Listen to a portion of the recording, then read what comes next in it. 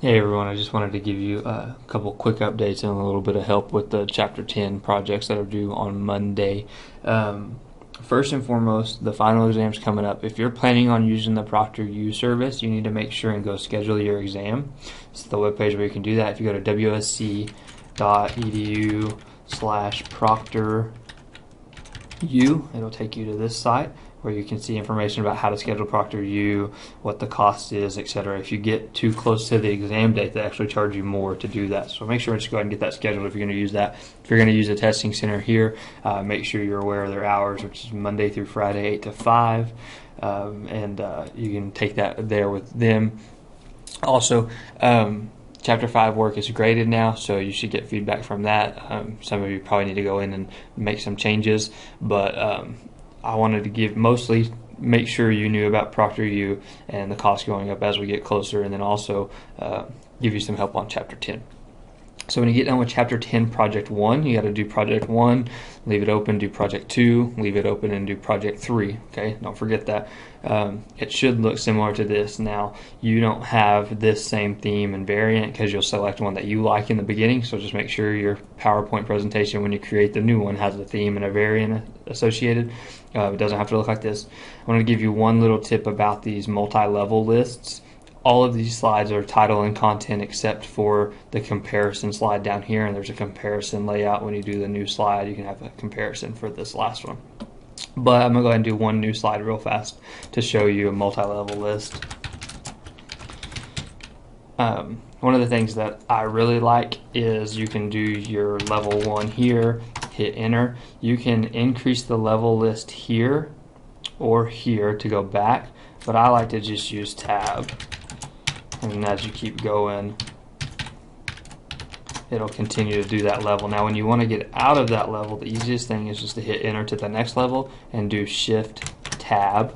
Again, if you're at this level, you can back out using the decrease list level, but tab and shift tab work really well. So it's just a little tip I wanted to share with you about that. I'm going to get rid of this slide. On Project 2, I'm going to do the first 2 steps because they're pretty commonly missed on projects. So I want you to change the theme and the variant to another one. So on the Design tab, you can find a different theme, and then there's different variants that you can search over. And the book says to make sure and review it because sometimes the titles and things like that are in all caps on other themes, and if you typed it in as all caps, it might be that way, or you might have typed with lowercase. So just make sure everything looks right once you get done. So that looks pretty good.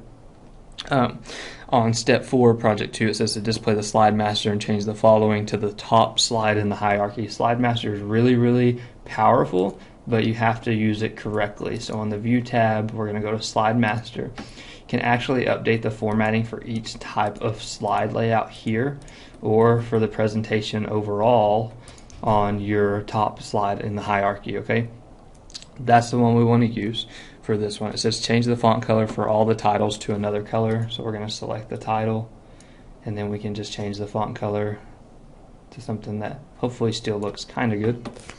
Okay. And then it says to change the bullet character to a different symbol and color than the one used in the theme. So we're going to select all this, and we're going to go to the Home tab, and on the bullets button, click down. We'll change it to, I don't know, this one.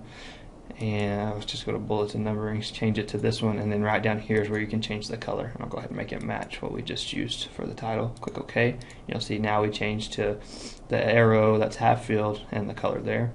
So when we go back to view and go back to normal view, every title except for the title slide. Slide Master doesn't affect the title slide, so you can, if you want to, manually edit that, but just know Slide Master does not edit the title slide layout. But then for all the other ones, all the titles will be updated, and then if you use bullets anywhere, then they'll be updated to what you just did on Slide Master.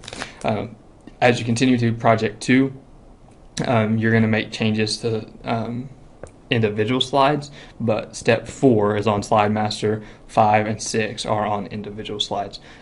Then go in, do project 1, leave it open, do project 2, leave it open, do project 3, and then submit that one file for the Chapter 10 Part 2 Project 3. All right. As always, let me know if you have any questions.